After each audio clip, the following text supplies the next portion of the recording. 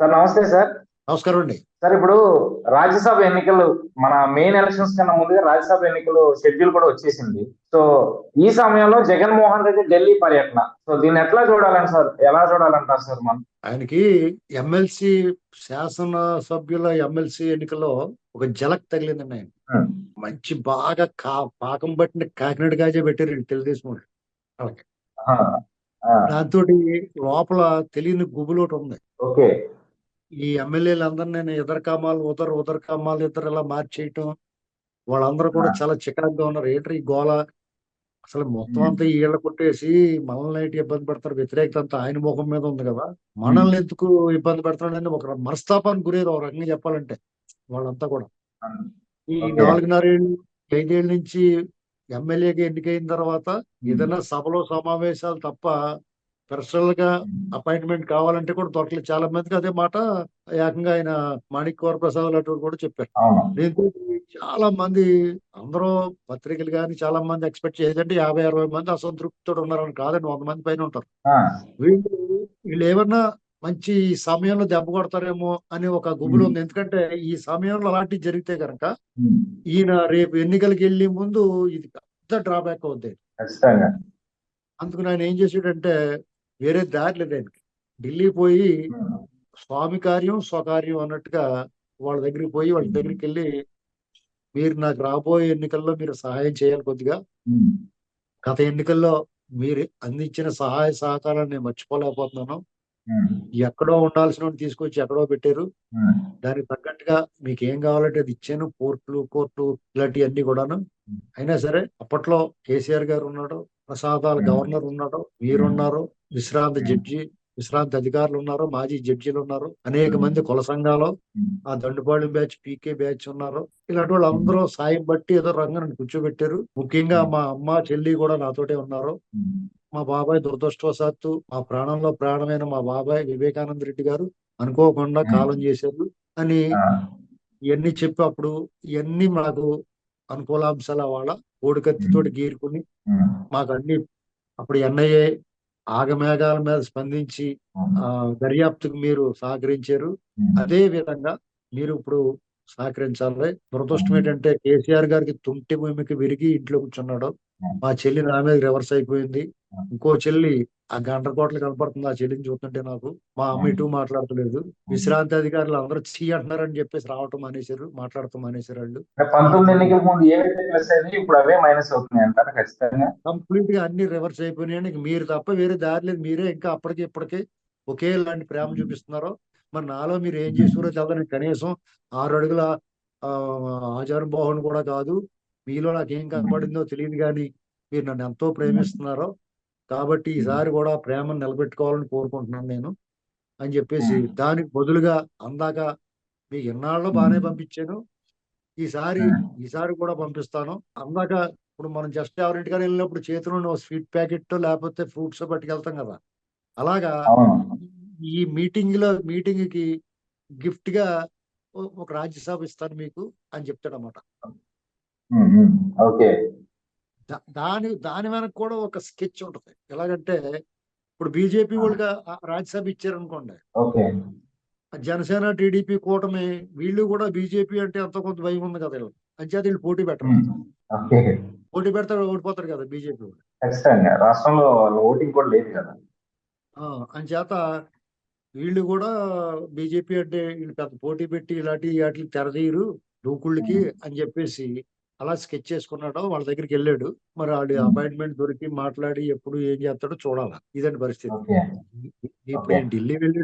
ఈ ఢిల్లీ వెళ్ళటం వెనకాల ఖచ్చితంగా ఏ రోజు ఢిల్లీ వెళ్ళినా ఆయనకి ఉం, అవినాష్ రెడ్డి కేసుల మీదకి వచ్చినా, లేకపోతే ఉం, ఈయన బెయిల్ పిటిషన్ మీద రఘురామకృష్ణరాజు గారు లాంటి పిటిషన్ వేసినా, లేకపోతే ఉం, అమరావతికి సంబంధించి కోర్టు కేసులు మీద పడిపోతున్నా ఉం, దీనికోసం వెళ్తాడు తప్ప ఆయన ఎట్టి పరిస్థితుల్లో ప్రత్యేక హోదా గురించి కానీ, విభజన హామీల గురించి కానీ, లేకపోతే ఏదైనా నిధుల గురించి కానీ వెళ్ళడం. ఉం, ఇంకా ఎమర్జెన్సీ ఏంటంటే ఉం.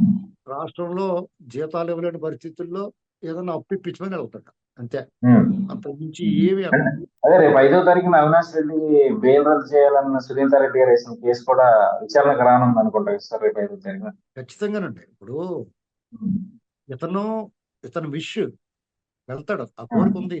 కానీ ఉమ్, ఈసారి వాళ్ళు ఏం చేస్తారో చూడాలి. ఎందుకంటే ఓకే. ఎన్నాళ్ళని చెప్పేసి వాళ్ళు ఈయనకి సహకరిస్తారనేటువంటి ఒక, అంటే దేశం అంతా కూడా చూస్తుంది. వాళ్ళ ముందు ఓకే. కూడా ఇది ఇన్నాళ్ళు వాళ్ళ మీదకి ఉమ్, ఎన్నికలు లేవు. ఇవాళ వాళ్ళు కూడా ఉమ్, ఎన్నికలు ఎదుర్కోవాలి. ఉమ్, మరి వాళ్ళు మాది దేశం కోసం, ధర్మం కోసం, నీతి నిజాయితీ ఉన్న పార్టీ, అవినీతిని అసలు సహించమన్న వాళ్ళు ఎన్నాళ్ళు ప్రజలు మభ్యపెట్టినా, మరి ఉమ్, ఈ దేశంలోనే అత్యంత సంపన్నుడు తండ్రి ముఖ్యమంత్రిగా ఉండగా దేశాన్ని కొల్లగొట్టేసి డే లైట్ రాబరీ చేసిన ఈయనకి ఉమ్, సహకరించడమే వాళ్ళకి పెద్ద మైనస్. ఓకే. బీజేపీ పార్టీ అలాంటి పార్టీ కాదండి. ఈ మోడీ ఉమ్, గారు వాళ్ళు మరి ఇది దీన్ని మించి వాళ్ళకి ఆంధ్రప్రదేశ్ లో ఏదో కావాలండి. ఏదో ఓకే. సినిమాలో అంటాడు వాడికి ఏదో కావాలని ఉమ్, వాడికి ఇచ్చేయండి అంటాడు. మిర్చి ఉమ్, సినిమాలో ఉమ్, అనుకుంటా ప్రభాస్. అలాగా వాళ్ళకి ఏదో ఉమ్, కావాలి ఉమ్, ఆంధ్రప్రదేశ్ కి. ఓకే. అందుకుని ఈ జగన్మోహన్ రెడ్డి అంటే ప్రేమ అతనైతేనే వాళ్ళకి కావాల్సింది ఇవ్వగలుగుతాడు. ఉమ్. ఇప్పటి వరకు చాలా అంటే వాళ్ళకి తీసుకున్నారు. కావాల్సిన, మనకి తెలిసిన దాని ప్రకారం అయితే వాళ్ళకి కావాల్సింది ముఖ్యమంత్రి పీఠం. కాదు కాదు కాదు తెచ్చేసాడు ముఖ్యమంత్రి అన్న. ఆ, వాళ్ళకి ఎంత వస్తాడు ముఖ్యమంత్రి? ఆ, వాళ్ళకి తెలియ 1% ఓటు లేకుండా ముఖ్యమంత్రి మనం ఇస్తారన్నా తీసుకోరండి. ఆహా. ఇక్కడ రాష్ట్ర శాఖ ఏమైపోతే వాళ్ళకేటండి, వీళ్ళు సిగ్గు లేకుండా ఆ పార్టీలో ఉంటారు కానీ ఇక్కడ వీళ్ళు ఏమైపోతే వాళ్ళకెందుకు? అంటే అంటే మోదీ గారి ఆలోచన విధానం అంతా ఏకఛత్రాధిపత్యంతో ఏలాలి దేశాన్ని అంతా అన్న ఆలోచన విధానం చేసింది. ఏకఛత్రాధిపత్యంతో పాటు ఉమ్, వాళ్ళకి స్థానం లేని చోట ఏముందో తీసేసుకుంటారు. వాళ్ళకి ఏదో ఓకే. కావాలి. ఉమ్, ఆంధ్రప్రదేశ్ ఏదో ఒక నిధి ఉంది ఇక్కడ. నిధి అంటే ఐ మీన్ ఉమ్, ఏదో ఒక అద్భుతమైనది, విపరీతమైన ఉమ్, సంపద ఏదో ఉంది. అంటే మనకి ఉమ్, కనిపించేది ఏంటి? ఎర్రచందనం, ఉమ్, శాశ్వతశాలం వాటి వల్ల అవును. అంటే ఈ ప్రపంచంలోనే లేనటువంటి ఒక అరుదైన జాతికి చెందిన ఎర్రచందనం ఉంది. ఉమ్, సుదీర్ఘ తీర ప్రాంతం ఉంది. ఓకే. మైనింగ్, రకరకాల ఉమ్, ఖనిజాలు ఉన్నాయి. ఉమ్, ఇలాంటి ఇవన్నీ మనకు అందరికీ తెలిసినాయి. మనకు తెలియకుండా ఏదో ఉన్నాయి. అది అదానికి కావాలి. ఓకే. అదానికి కావాలంటే మోడీ గారు ఇప్పించాలి. మోడీ గారు ఇప్పించాలంటే చంద్రబాబు గారు అయితే పని చూసుకోమని చెప్తాడు. ఖచ్చితంగా ఉమ్, చెప్తాడు చంద్రబాబు గారు అయితే. ఆయన ఓకే. కావాలంటే నువ్వు ఏదైనా కంపెనీ పెట్టు, భూమి ఇస్తాను, అందరికి ఉమ్, 50 లక్షలు అయితే నీకు 45 లక్షలకి ఇస్తాను తప్ప నీకు ఉత్తనే ఇవ్వనని చెప్తాడు. అది ఉమ్, గంగవరం పోర్టు విషయంలో తేలిపోయింది. విశాఖ అవును. స్టీల్ ఫ్యాక్టరీ తేలిపోతుంది. కాబట్టి అవును. చంద్రబాబు మనం లాక్కోలేం, తీసుకోలేం. ఉమ్, ఓకే. ఏదైనా పెట్టుబడి పెట్టి చేయాలి. వాళ్ళకి అది ఇష్టం ఉండదు. ఉమ్, ఊరికే తీసేసి తీసుకోండి బాబు అని ఇచ్చేయాలి. వాళ్ళు ఎలాగ ఓకే. అలవాటు పడ్డారంటే అదాని అండ్ బ్యాచ్. మీరు ఉమ్, ఏదైనా ఒకటి కట్టుకున్నారు అనుకో, అంతా ఉమ్, రెడీ అయ్యి గృహప్రవేశం రెడీ అయిన తర్వాత మాకు కావాలని అడుగుతారు అన్నమాట. మీకు ఎంత ఏంది చెప్పండి ఇచ్చేస్తా ఓకే. ఉంటారు. ఓకే. మీరు కష్టపడి రూపాయి రూపాయి సంపాదించుకుని ఇటుక ఇటుక పేర్చుకుని ఏదో ఒక వ్యాపారమో లేకపోతే ఏదో ఒకటి నిర్మించుకుంటారు. అది మాకు ఉమ్, కావాలని అడుగుతారు. ఇప్పుడు చూడండి గ్రంథి జిఎంఆర్ సంబంధించిన ఎయిర్పోర్ట్లు, ఉమ్, అలాగే అవును. మన ఆంధ్రప్రదేశ్ తీర ప్రాంతంలో ఉన్న పోర్ట్లు, ఉమ్, ఇలాంటివన్నీ నౌకాశ్రయాలన్నీ కూడా అలా లాగేస్తున్నారు వాళ్ళు. దాని అవును. వల్ల ఏంటంటే మీకు ఎయిర్పోర్ట్లు, పోర్ట్లు, రేడియో స్టేషన్, ఈ మీడియా చేతిలో ఉంటే దేశం వాళ్ళు వశం అయిపోతుంది. అంతే మీరు కదా మీరు సార్. చూసుకోండి కావాలంటే ఇది వరకు ఉమ్, పూర్వం యుద్ధంలో కూడా ఆ రాజుకు సంబంధించిన రథాన్ని కూల్చి అక్కడ జెండా ఎగరేస్తే, ఆ కోట మీద జెండా ఎగరేస్తే వాళ్ళు రాజ్యం గెలిచినట్టు. అవును. అలాగే స్వతంత్ర అనంతరం లేకపోతే మీకు అంతా బాగా తెలియాలంటే ఆ, తెలంగాణ ఉమ్, విముక్తి జరిగినప్పుడు రేడియో స్టేషన్ లో ప్రకటించారు. తెలంగాణ అవును. తెలంగాణ చేసేసు భారత యూనియన్ లో కలిపేసామని. అక్కడి నుంచి ప్రకటన వచ్చిందని అవును. డౌట్. ఉమ్, అలాగే వీళ్ళు ఏదో ఉంది. ఈ పోర్ట్లు గిట్లు కాకుండా ఇంకా ఏదో ఉంది. అది ఎవరికి అంతు ఓకే. చిక్కట్లేదు. ఉమ్. దానికోసమే ఎప్పుడు ఎప్పుడు కన్సిక్వెన్స్ అంటారు ఇది? ఇది ఎప్పుడు తెలుస్తుందంటే మనకి రేపు మళ్ళీ జగన్మోహన్ రెడ్డి గెలిచి ఉమ్, పైన మోడీ గారు వస్తే ఆ మన్నాడే ఉమ్, అడుగుతారు అది. ఆ మన్నాడే ఓకే. తెలుస్తుంది మనకు. అప్పుడు ఎంత గుండెలు బాదుకున్నా ఎవడేం చేసినా బోరుమని ఏడ్చి విలపించినా ఏం ప్రయోజనం ఉండదు. కానీ ఓకే. లేదండి, ఉమ్, జనం అంత అమాయకులేం కాదు. వాళ్ళకి ఇంత రహస్యం ఏం తెలియకపోయినా ఉమ్, జగన్మోహన్ రెడ్డి గారు వాళ్ళ వీపు చెట్లు కొట్టేసాడు. వాళ్ళందరూ చాలా బాధలో అవును. ఉన్నారు. రాష్ట్రం మొత్తం ఉమ్, గాయపడింది. ప్రజలందరూ ఉమ్, ఆహాకారాలు చేస్తున్నారు. మీకు ఉమ్, ఎవరైనా సరే ఎంత నిస్సహాయుడైనా, ఒక ఉమ్, వ్యక్తి వ్యవస్థతో పోరాడలేకపోయినా అతను తీవ్ర ఆగ్రహానికి గురైనప్పుడు తిరుగుబాటు తప్పదు. ఓకే. ఈ తిరుగుబాటు ఎలా వస్తుందంటే రేపు వీళ్ళ కళ్ళ ముందు 2 నెలల్లో ఎన్నికలు ఉన్నాయి. ఉమ్, ఆ ఓకే. ఎన్నికల్లో ప్రతి ఒక్కడు కూడా బయటకు వచ్చి ఈ జగన్మోహన్ రెడ్డి గారిని ఓడించడానికే ప్రయత్నం చేస్తారు. ఇక్కడ కులము, మతము, ప్రాంతం ఏముంటదండి. చాలా మంది ఓకే. అనుకున్నట్టు ఏదో పథకాలు ఇస్తున్నాడు కదా వాళ్ళు ఓట్లు ఉమ్, వేసేస్తారో, నెవర్, ఉమ్, జరగదండి. ఓకే. అయితే ఎలాంటి పనికి మాలిన ఎందుకు పనికిరాని రాజకీయ పార్టీకైనా కొంత ఉమ్, కన్సాలిడేట్ అయిన ఓటు బ్యాంక్ ఉంటుంది. వాళ్ళు ఎలాంటి వాళ్ళు ఖచ్చితంగా. అంటే జగన్మోహన్ రెడ్డి గారి పార్టీ అనుకోండి, జగన్మోహన్ రెడ్డి గారితో ఉమ్, లైక్ మైండెడ్ సేమ్ ఆయన మా భావజాలం ఎలా ఉందో, ఆయన మానసిక పరిస్థితి ఎలా ఉందో అదే అలాగ ఆలోచించి కూడా ఉంటారు. అలాగే టీడీపీకి ఖచ్చితంగా. వ్యతిరేకంగా ఉన్న వాళ్ళు ఉంటారు, కరుడు ఉమ్, గట్టుకుపోయి. అలాగే చంద్రబాబు నాయుడు గారికి వ్యతిరేకులు ఉంటారు. ఇలాంటి వాళ్ళు అందరూ కన్సాలిడేట్ 20% ఓటింగ్ ఉంటుంది. అది వాళ్ళకు పడుతుంది. కానీ రెస్ట్ ఆఫ్ ఆల్ వాళ్ళు వద్దని కోరుకుంటారు. మీరు కావాలంటే ఉమ్, చూసుకోండి. తెలుగుదేశం పార్టీ ఈ రాష్ట్రంలో క్లీన్ స్వీప్ చేసిన చరిత్ర ఉంది. ఒకసారి కాదు, 2 ఉమ్, సార్లు 3 సార్లు చేసింది. 1983లో, 85లో, 94లో కంప్లీట్ అవును. 100% భారత్. ఇప్పుడు అవును. కూడా కాంగ్రెస్ పార్టీకి 33% ఓటింగ్ వచ్చింది. ఉమ్. కాబట్టి అంత ఊపులో మనకి వినపడతా ఉంటాయి బయట వెళ్తున్నప్పుడు. మీకు తెలుస్తుంది విలేకరుగా, మీ ఛానల్ ఓనర్లు మీకు బయట వెళ్ళినప్పుడు జగన్ భలే ఉన్నాడండి, చాలా బాగున్నాడు, పొడి చేతులు చొక్కా బాగా వేసుకున్నాడు అని చెప్తారు. మీకు చెప్తారు. వాళ్ళు చెప్పకుండా ఉండరు. ఎంత బాగున్నాడు అంటే అతను హై హీల్స్ ఎంత బాగుందని మాకు కావాలంటే దొరకట్లేదండి, అతను హై హీల్స్ వేసుకుంటాడో అటువంటి మేము అడుగుతున్నాం, మాకు దొరకట్లేదు ఏ షాప్ లోనూ చెప్తారు. చాలా మంది కావాలంటే మీకు Bezawada popular shoe mart, RR shoe mart ఇలాంటివి అన్నట్లుగా వెళ్ళి అడగండి, అక్కడ దొరకవు మీకు. ఇలాంటి పరిస్థితుల్లో ఇది రేపు అతనికి ఒక చారిత్రాత్మక తీర్పు ఇవ్వబోతున్నారు. ఓకే. అయితే జగన్మోహన్ రెడ్డి గారు వాళ్ళ పార్టీ నాయకులు అంతకు మించిన వాళ్ళు కాబట్టి మీరెవర్రా మాకు తీర్పు ఇవ్వడానికి, మేమే పోటీ చేయమంటారు. ఓకే. ఈ ఫరాలు తీసుకుని ఇంట్లో పడుకుంటారు నామినేషన్ వేయడం. అంటే మొన్న ఈ మధ్య ఆయన అన్నారు కదా, నేను దిగిపోయినా బాధలేదు. నేను దిగిపోయినా బాధలేదని ఆయన అన్నాడు. ఈ ఎమ్మెల్యేలు కూడా బలవంతంగా ఇక్కడ వాళ్ళు అక్కడికే. ఇప్పుడు మీరు బెదవాడండి, మిమ్మల్ని తీసుకెళ్లి ఆదంలో వీధుల గురించి గట్రా చెప్పమంటే ఏం చెప్తారు మీరు? మీకు ఏం అసలు తెలుస్తుంది? నేను తెలియనప్పుడు ఎట్లా మాట్లాడతా ఉంది. అక్కడ ఒక నియోజకవర్గంలో ఆయనకి ఆ ప్రజలతో అనుబంధం ఉంటది, వాళ్ళతోటి మంచో చెడో ఒక పేరు ఉంటది, వాళ్ళ అనుచరులు ఉంటారు, వాళ్ళ క్యాడర్ ఉంటది. నువ్వు ఇక్కడ కాదు తీసుకెళ్ళి ఇంకో 2-3 జిల్లాలు దాటిచ్చేసేస్తే అతను ఎవరిని అడుగుతాడు? అక్కడ మెయిన్ క్యాడర్ కలుపుకుంటూ ఇప్పుడు నిజంగా టాస్క్. మనం జగన్మోహన్ రెడ్డి ప్రజలను బాధ పెట్టాడు, ఇన్నాళ్ళు ప్రతిపక్షాలను వేధించాడు. ఇవాళ వాళ్ళ పార్టీ వద్దు, వాళ్ళ పార్టీ నాయకుల్ని వేధిస్తున్నాడు ఆయన. వాళ్ళందరూ ఏం చేస్తారంటే సరే ఇది మాట తీసేలాగా నేను చెప్తాడు, ఇన్ఛార్జికి వెళ్ళమంటాడు, వెళ్తారు. రేపు బీఫారాలు ఇచ్చిన తర్వాత ఇంటికి వెళ్ళిపోయి ఫోన్ కట్టేస్తాడు. అంతే కదా. ఫోన్ కట్టేసి రిటరా బాబు అని చెప్పి విజయసాయి రెడ్డిని సుబ్బారెడ్డి వెళ్తారు. వెళ్తే మా ఇంటికాడ వద్దు అంటున్నారండి, మమ్మల్ని పోటీ రాజకీయాలు అవి వద్దు అంటున్నారండి, తిడుతున్నారండి బాబు మా ఇంటికాడ అని చెప్తారు. ఏం చెప్తాడు? ఒకవేళ ఏం చేస్తారు అవన్నీ దాటుకుని ప్రజల్లోకి వెళ్తే ప్రజలు ఎగిరెగిరి తంతారు. మామూలుగా తంతే ఒకలాగా తగ్గుతుంది, దెబ్బ ఎగిరెగిరి తంతే ఇంకోలా తగ్గుతుంది. ఇది జరగబోతుందండి. Mark my words. ఇది చూసుకోండి కావాలంటే. ప్రజల్లోంచి ఉన్న ఆగ్రహం రేపు ఈ నోటిఫికేషన్ వచ్చిన తర్వాత అది దావాడల్లా పాకేసి సునామీలకు చుట్టేస్తారు వాళ్ళు. వాళ్ళు కనీసం ప్రచారం కూడా చేసుకోలేరు. వాళ్ళు గత స్థానిక సంస్థల ఎన్నికల్లో, ఉప ఎన్నికల్లో చేసిన దౌర్జన్యాలకి 1000 రెట్లు ఎక్కువ ప్రజల నుంచి ప్రతిఘటన వస్తుంది.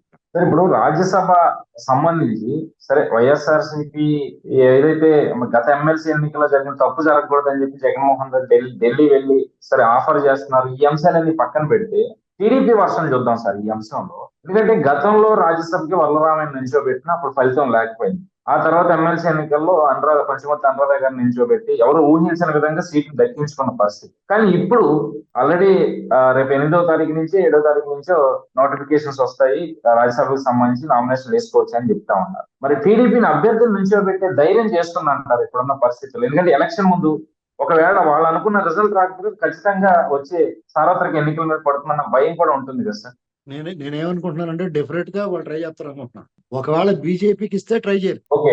ఒకవేళ జగన్మోహన్ రెడ్డి ఒకటి బీజేపీకి ఆఫర్ చేసాడు అనుకోండి, టీడీపీ వాళ్ళు ఏమంటారంటే చాలా మంచి వాళ్ళలాగా పొద్దున్నే స్నానం చేసి తలదూకుని బొట్టెట్టుకుని ముఖం అంతా పౌడర్ రాసుకుని మాకు బలం లేదు కాబట్టి మేము పోటీ చేయట్లేదు అని చెప్తాం.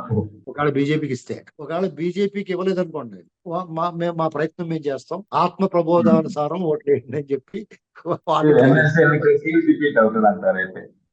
అది వాళ్ళ ప్రయత్నం. ఒకవేళ జరగకపోతే మంచిదే. ఒకవేళ బీజేపీ వాళ్ళు రిజెక్ట్ చేశారు అనుకోండి, అది వేరే సంగతి.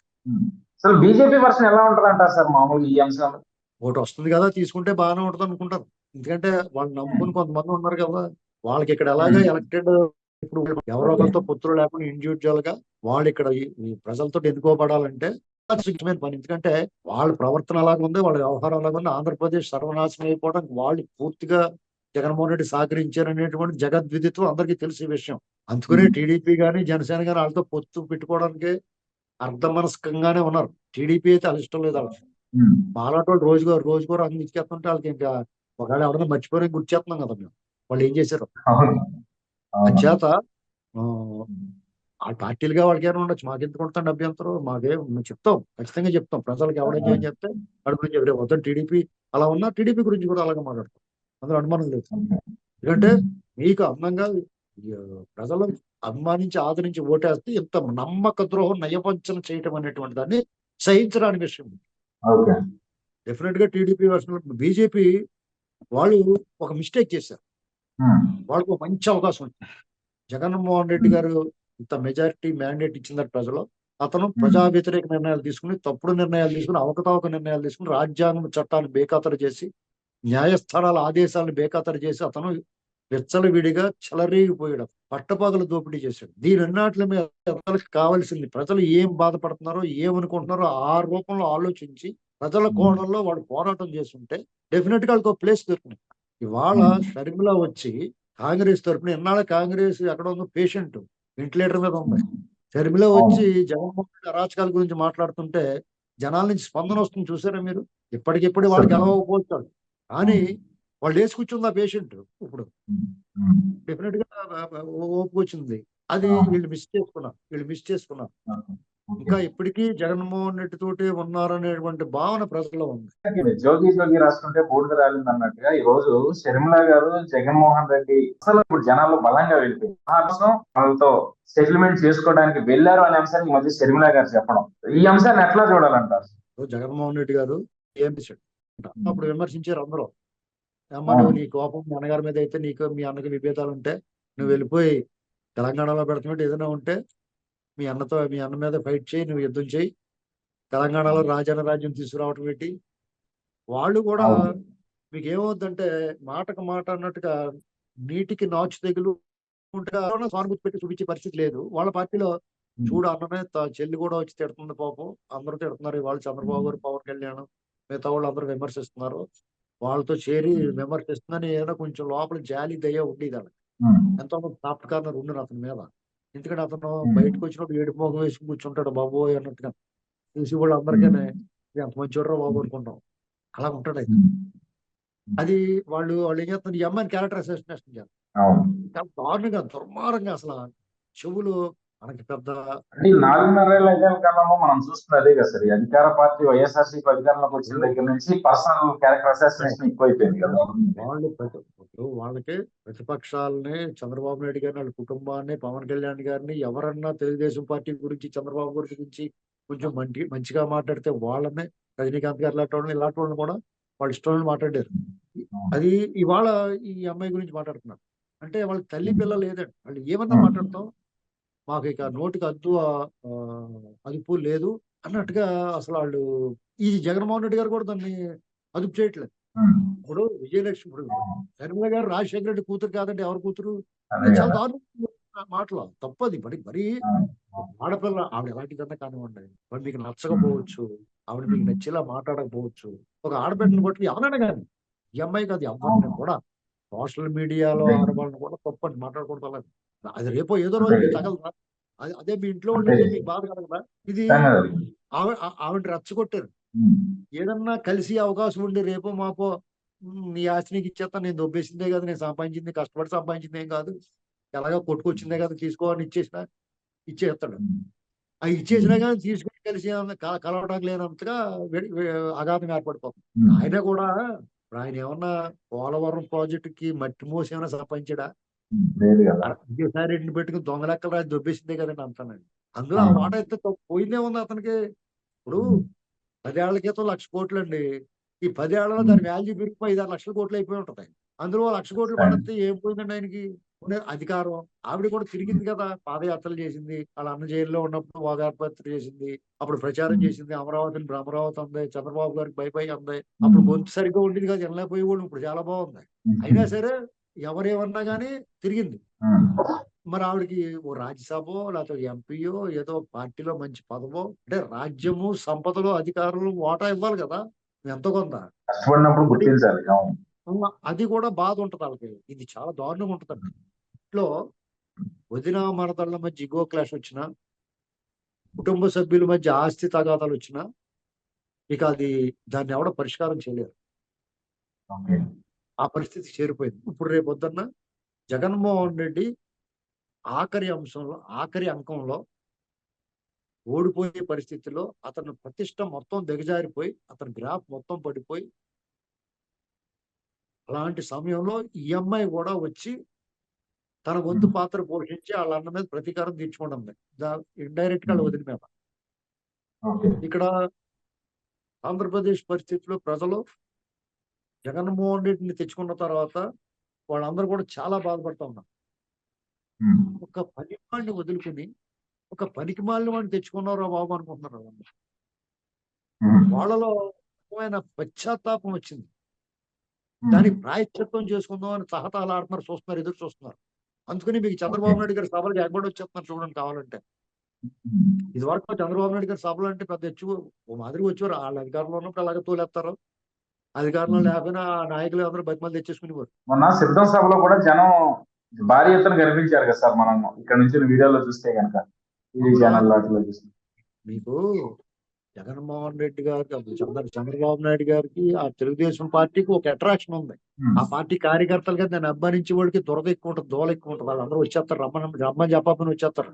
అంటే ఇదో yes. సెపరేట్ ఇష్యూ, ఇదో విచిత్రమైన పరిస్థితి. ఉమ్, ఆ పార్టీకి ఆ అదృష్టం, ఉమ్, ఆ పార్టీ చేసుకున్న అదృష్టం అది. ఉమ్, అయితే చంద్రబాబు నాయుడు గారు సుదీర్ఘ ప్రసంగాలను భరించలేకపోయేవారు జనం ఇది వరకు. ఉమ్, ఆ పార్టీ వాళ్ళు కూడా విమర్శించేవారు. కానీ ఉమ్, ఇప్పుడు ఉమ్, చంద్రబాబు నాయుడు గారు పూర్తి ప్రసంగ పాఠం అయ్యే వరకు ఒక్కడు కూడా కదలట్లేదు. ఉమ్, అందరూ కూడా ఆసక్తిగా వింటున్నారు. ఆయన కోసం ఎగబడి వచ్చేస్తున్నారు. సెక్యూరిటీ జోన్ దాటుకుని మీద పడిపోతున్నారు. ఉమ్. ఎవరు తట్టుకోలేనంత అందులో ఆయన వచ్చింది. అందులో ఆయన మైక్ పట్టుకుంటే గంటల గంటలు మాట్లాడతారన్న ఇది కూడా ఉండేది ఇప్పుడు. అలా ఎంతసేపు మాట్లాడినా వింటున్నారు. అవును.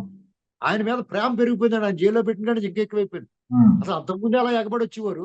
ఆయన ఓకే. అక్రమ కేసులు పెట్టి జైల్లో పెట్టిన కానీ ఇంకా ఎక్కువైపోయింది అందరికీ. అది ఉమ్, వాళ్ళు ఊహించలేదు. ఉమ్, ఈ ప్రపంచమే మాట్లాడింది ఆయన గురించి. ఎన్నాళ్ళు ఆయన మాట్లాడుకునేవాడు ఆయన గురించి. ఇవాళ ఆయన ఉమ్, గురించి ఆ ప్రపంచం మాట్లాడుతూ మొదలెట్టింది. ఉమ్, కాబట్టి మీకు జగన్మోహన్ రెడ్డి గారి పార్టీ నా అంచనా ప్రకారం ఉమ్. ఆచూకీ ఆనవాళ్ళు ఉండదండి. ఓకే. ఎన్నికల తర్వాత ఈ పార్టీ రాజకీయ ముఖ చిత్రం మీద ఉండదని అనుకునేవాడిని. ఓకే. కానీ ఎన్నికల ముందే ఈ పార్టీ ఆచూకీ ఆనవాళ్ళు లేకుండా పోతేమో అని డౌట్ ఉంది నాకు. ఉమ్. ఇప్పుడు ఎందుకని అధికారంలో అంటారు అంత? ఇప్పుడు అధికారంలో ఉన్నాడు ఆయన. ఉమ్, ఆయన ఎవరన్నా ఎదిరించి మాట్లాడితే ఇబ్బంది పెడుతున్నారు. మీరు ఒక గట్టుదాపు మాట, మీరు బెజవాడలో ఉన్నారు, మీరు కానీ లేకపోతే ఇంకోళ్ళు కానీ మేము కానీ ఎవరన్నా కానీ మనం ఒక్క మాట గట్టు దాటి మాట్లాడగలం వాళ్ళని, వాళ్ళు మాట్లాడినట్టు. లేదు లేదు సార్, అందరూ లేదు కూడా అసలు ఏం ఆ పరిస్థితి. పెట్టుకుని చూస్తా ఉన్నారు. ఎందుకంటే వాళ్ళు అవును. ఒళ్ళు రక్తం మరిగేలా మాట్లాడుతూ ఉన్నారు, నోటుకు వచ్చినట్టు మాట్లాడుతున్నారు. అదే కాకుండా దాడులు, దుర్మార్గాలు, లాక్కోవటాలు, వ్యాపారాలు దుబ్బేయటాలు, ఎన్ని అరాచకాలు చేస్తున్నారు వాళ్ళు. ఉమ్, మధ్య వయస్క అవును. విషయంలో ఎంత డే లైట్ రాబరీ అండి అది. మీకు ఎప్పుడైనా ఇసుక కొట్లు కనపడి ఐదు వరకు, ఇప్పుడు ఎక్కడ చూడండి మీరు, కంచిచర్ల దారిలో చూడండి ఇసుక కొట్లు ఎలా ఉన్నాయో, ఎక్కడికక్కడ అవును. ఆ రివర్ బెడ్లు ఎలా ఉంటాయి చూడండి ఇసుక. అంటే ఇంత పట్టపగలు డే మాంసం తింటే ఎముకలు మెడలో కట్టు తిరుగుతున్నారు వాళ్ళు. ఈ దొంగతనాలు చేసి మేమేం చేసామని చెప్తున్నారు డైరెక్ట్ గా. అవును. ఇలాంటి పరిస్థితుల్లో మీకు ఎన్నికల ముందే వాళ్ళ పార్టీ ఆచూకీ ఆనవాళ్ళు లేకుండా ప్రజలు తిరగబడిపోతారు. ఓకే. ఓకే సార్, ఓకే, ముగించే ముందు సార్, మనం ఈ రాజ్యసభ పాయింట్ చెప్పి క్లోజ్ చేసుకున్నాం సార్. సార్, ఏదైతే సార్వత్రిక ఎన్నికలకు ముందు ట్రైలర్ అనే, మనం థియేట్రికల్ ట్రైలర్ అని చెప్పుకోవాలి ఈ రాజ్యసభ ఎన్నికలని, ప్రధానంగా మన ఆంధ్ర రాష్ట్రంలో. సో ఒకవేళ తెలుగుదేశం పోటీ చేసి మళ్ళీ ఎమ్మెల్సీ ఎన్నికలలో సీన్ రిపీట్ అయితే వైఎస్ఆర్సీపీ పరిస్థితి ఏంటంటారు? అప్పుడు వైఎస్ఆర్సీపీ మొత్తం కొత్త వాళ్ళు కొత్త వాళ్ళు చూసుకోవాలి. ఉమ్, ఎమ్మెల్యే అభ్యర్థులు ఉన్న వాళ్ళ మీద ఉమ్, అనుమానం వచ్చేద్దాం. ఉమ్, వాళ్ళు ఇప్పటికే దొరకట్లేదు. అందుకనే ఉమ్, ఫ్యామిలీ ప్యాకేజ్ కింద ఒక్కో కుటుంబానికి 5, 6 ఇచ్చేస్తున్నాడు. ఇప్పుడు ఉమ్, మీకు బిర్యానీలు అమ్ముతారు కదా, ఫ్యామిలీ ప్యాక్ ఇమ్మంటే 5 సరిపడగా పంపిస్తారు బిర్యానీ. అలాగా కొత్తగారి ఉమ్. ఫ్యామిలీకి, పెదిరెడ్డి ఫ్యామిలీకి ఇలా కొంతమంది ఫ్యామిలీ ప్యాక్ కింద ఇచ్చేస్తున్నాడు. ఓకే. మీకు అక్కడ బీసెంట్ రోడ్ లో ఒకటి పలావ్ సెంటర్, జయదుర్గ ఏదో, ఉమ్, అందులోను మీకు ఎంతన్నా తినండి బిర్యానీ, 5 వచ్చి తినండి ఓ బిర్యానీ పట్టుకెళ్ళి అంటాడు అతను. అలాగా ఉమ్. మీకు ఫ్యామిలీ ప్యాక్ ఇచ్చేస్తున్నాడు. ఓకే. మీకు మీకు అభ్యర్థులు లేరండి. మనం అనుకున్నాం, భయపడాల్సిన అవసరం లేదు. ఎవడన్నా ఊరికే ఉమ్, ఏదో చేస్తాడో, రౌడీలు పెట్టి దౌర్జన్యం చేస్తాడు. ఈ ఎలక్షన్ కోడ్ వచ్చి ఊరికే తొక్కదు, తోలు తీసేస్తారు వాళ్ళకి, వార్నెస్ తొక్కేస్తారు ఉమ్, ఎవడన్నా మాట్లాడితే. ఉమ్. మీకు ఓకే. ఇప్పటికే తిరగబడుతున్నారు కదండి అక్కడికక్కడ. అదే sir. Okay, okay sir, okay, thank you so much sir. Sir, right, right. మంచి టైం ఇచ్చారు మాకు. సార్, రెగ్యులర్ గా మనం వీక్ ఒకసారి ఇట్లా పెట్టుకుందాం సార్ తప్పకుండా.